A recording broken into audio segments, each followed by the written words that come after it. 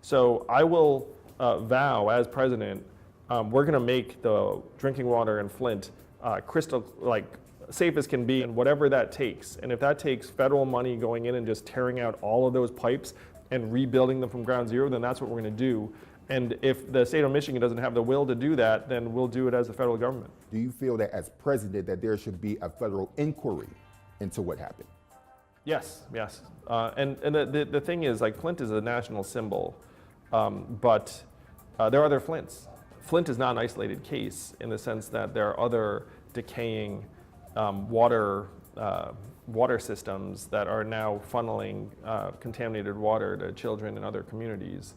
This is in many ways an emblem of what's going wrong in our country, is that these systems were built decades ago, sometimes in cases where they didn't even know that some of this stuff existed. And then we've let it decay over decades because we've just gotten terrible at actually building or rebuilding anything in this country. Our infrastructure is falling apart. And then of course it's poor communities that get ignored politically that end up bearing the brunt of it. How much of that criminality in it and how much of the lack of political will is fueled by racism? A significant amount of it, because right now in this society, money talks. Where if there was some rich white suburb where anyone that thought there was a whiff of some kind of drinking water problem, people would be on it immediately. The next day they'd be freaking scientists and microscopes studying the heck out of that. And then if it's some poor black community in Ohio, they'll just be,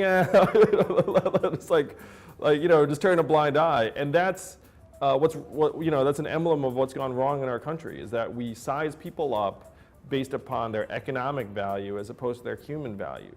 So the slogan for my campaign is humanity first, is that we're all human beings, we all have equal value, and we need to start acting like that. And just because a community might not have the political clout or the financial resources does not mean that we can poison their kids and think that's a moral way to operate as a country. What would you say to the people of Flint in particular who feel that racism is fueling this crisis where they can't go to the tap and drink clean water? I would say they feel that way because that's accurate, and that it would be actually highly bizarre if they did not feel that way. So it's I agree with them. So the question is, what are we going to do about it? And as president, one of the things I'm going to do is I'm going to go to Flint. I'm going to stand there and I'm going to be like, hey, I promise you that I'm going to come back and just drink from a tap. And whatever needs to happen between now and then, so that actually, scratch that. I have 2 kids who are 6 and 3. They're going to drink from the tap. And so whatever we need to do between when I'm there and my kids drinking from the tap, that's what we're going to do. Right on. So have you experienced racism in your life?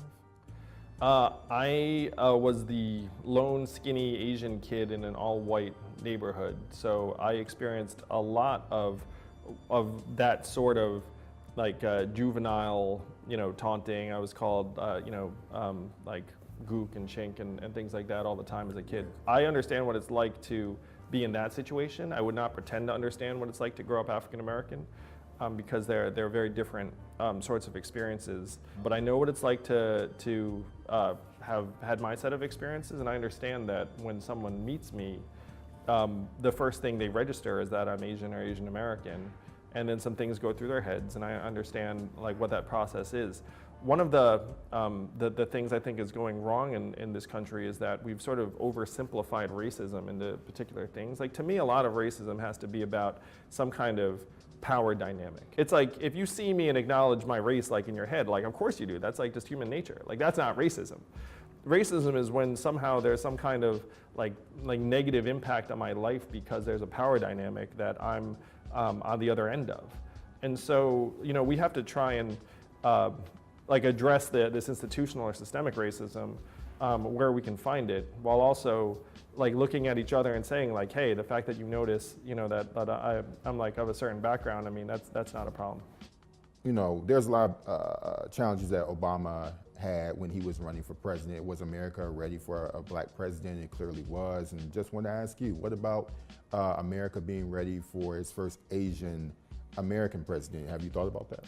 You know, I've been campaigning in Iowa and Ohio and New Hampshire, and I have to say that my race has not been a huge pressing issue for many of the voters there. Like, they're more focused on what I can do, what my vision is for the country, and what my vision would do for them and their families. I mean, they're most concerned about their own well-being and their families and their communities. So I don't think that my race is an issue to the voters in the places that I've been, at least campaigning.